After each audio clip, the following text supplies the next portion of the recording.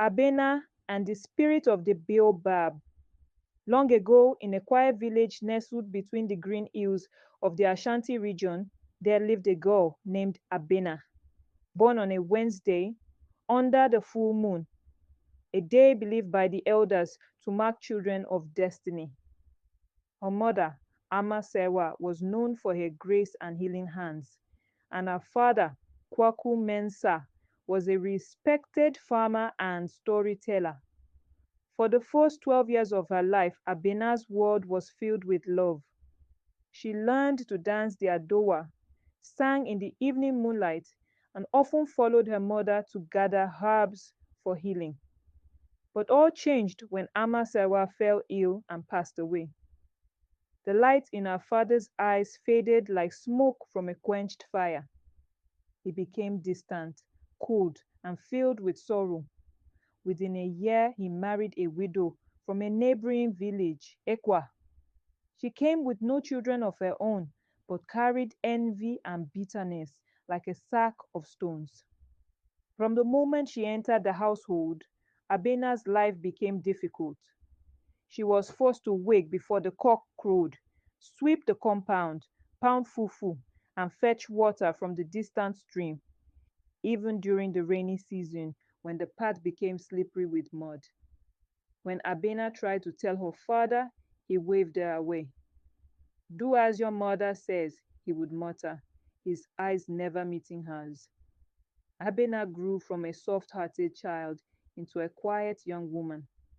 At 18, she had the grace of her mother and the resilience of the earth beneath her feet. But the pain she carried made her spirit weary. One day, during the Harmattan season, when the dry wind turned the air dusty and trees whispered with cracked voices, Ekwa sent Abena deep into the forest to fetch firewood. Don't come back until your basket is full, she barked, throwing a worn out basket at her feet. Abena walked for hours, her bare feet caught by thorns. As the sun began to set, she reached the ancient Baobab tree, a place the old women said was sacred. They called it Niame Dua, the tree of the Creator. It was said to be older than the village itself. Exhausted, Abena dropped her basket and leaned against the massive trunk. As the wind passed through the leaves, it sounded like a lullaby. Her tears fell freely for the first time in years. Why does the child of Sawa cry in my roots? Came a voice as soft as wind, but as deep as thunder. Startled, Abena looked around. The tree shimmered faintly in the fading light, and from its trunk emerged a glowing figure, neither man nor woman, but robed in kente cloth that shimmered with gold and indigo. Their eyes held the stars. Who are you? Abena whispered, afraid but strangely comforted. I am the spirit of the baobab, keeper of memory and truth. I have watched your sorrow and your silence. You are a child of power and patience. The time to rise has come. From the base of the tree, a carved calabash floated into Abena's hands. It was filled with golden shea butter, perfumed with the scent of herbs and moonlight. A folded kente cloth, unlike anything she had seen, lay beside it. Rub this upon your body. Wear this cloth.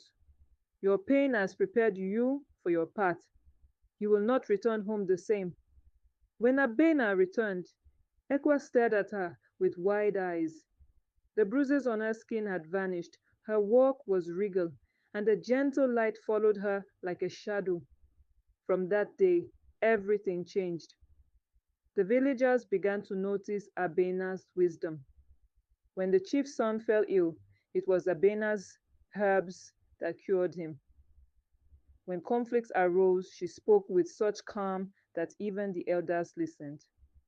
One day, the queen mother herself summoned Abena to the royal compound. You carry the spirit of your mother and something even deeper, she said. You must learn the sacred traditions. Abena was trained as a priestess of Niame, keeper of balance and healer of hearts. She traveled across villages, bringing peace, and guiding women, children, and even chiefs in times of trouble. Years later, her father and stepmother came to her shrine, now old and weary. They bowed before her, heads low in shame. I failed you, her father said. I let grief blind me. Can you ever forgive? Abena knelt and lifted his chin. You lost your way, but I never forgot who you were before the pain. I forgive you. The tree that bends in the storm does not forget how to stand tall. She welcomed them into her compound, not with anger, but with kindness, for she had learned from the Baobab. Strength lies not in vengeance, but in mercy. Moral. True strength is not loud. It grows in silence and blooms through pain. The patient heart, though mistreated, will one day shine. Forgiveness is not weakness, but the highest form of wisdom.